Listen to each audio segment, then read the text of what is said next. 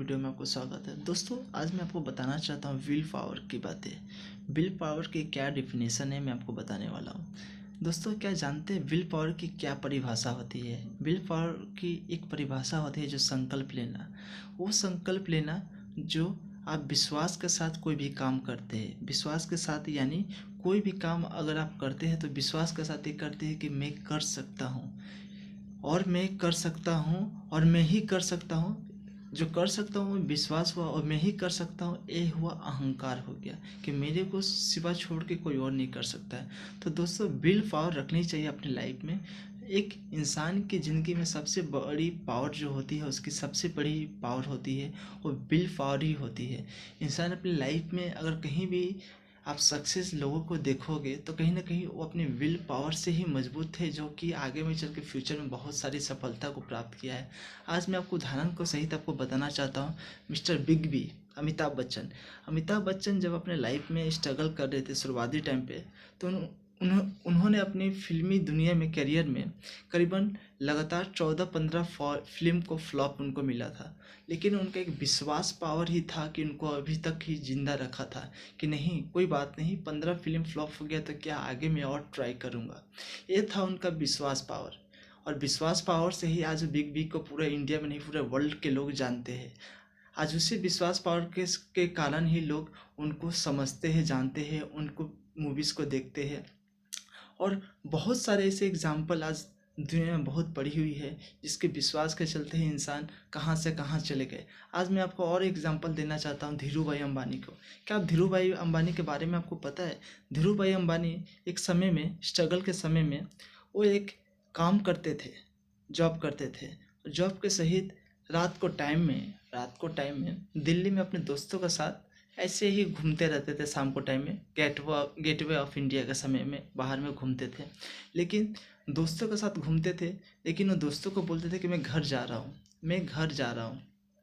तो घर जाने के बहाने से वो जाते थे होटल में, ताज होटल में जाया करते थे उस ज़माने में।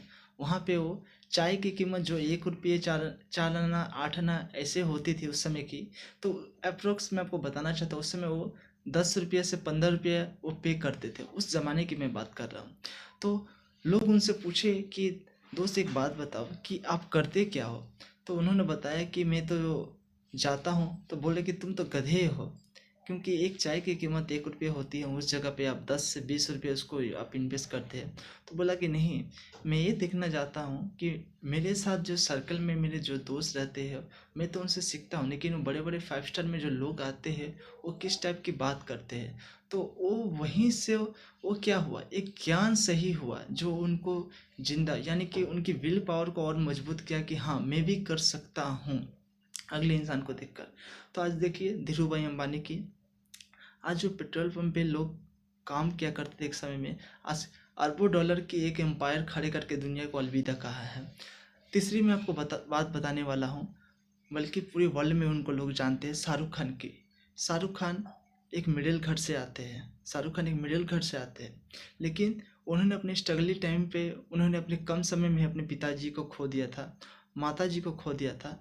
पूरी घर की जिम्मेदारी इनके सिर पे थी। लेकिन उस बंदे ने अपने दम पे 1992 में जब वो मुंबई में कदम रखे थे तो लोग उनको क्या कहा था? लोग उनसे ये कहा था, ना तुम्हारी कोई शक्ल है, ना कोई तुम्हारी सूरत है, और ना ही कोई तुम्हारी हाइट है, तुम हीरो किस तरह बनोगे? लोग यहाँ पे इतनी कंपटीशन है कि लोग तुम्हें यहाँ से जल्दी आउट कर देंगे। लेकिन उन्होंने एक शब्द बोला था जो आपको भी इसको इम्प्लीमेंट करना चाहिए। उन्होंने एक शब्द बोला था कि मेरी लड़ाई जो है मेरी खुद से है, मेरी कोई दुनिया से लड़ाई नहीं है। तो दोस्तों मैं एक बात बताने वाला हूँ, दुनिया में जो भी चीज़ घटित हो रहा है तो वहाँ पे लड़ाई आपको खुद ही लड़ना पड़ेगी। कोई आपको सजेस्ट कर सकता है, गाइड कर सकता है नहीं, लेकिन लड़ाई जो होता है वो खुद ही आपको लड़ना पड़ेगा।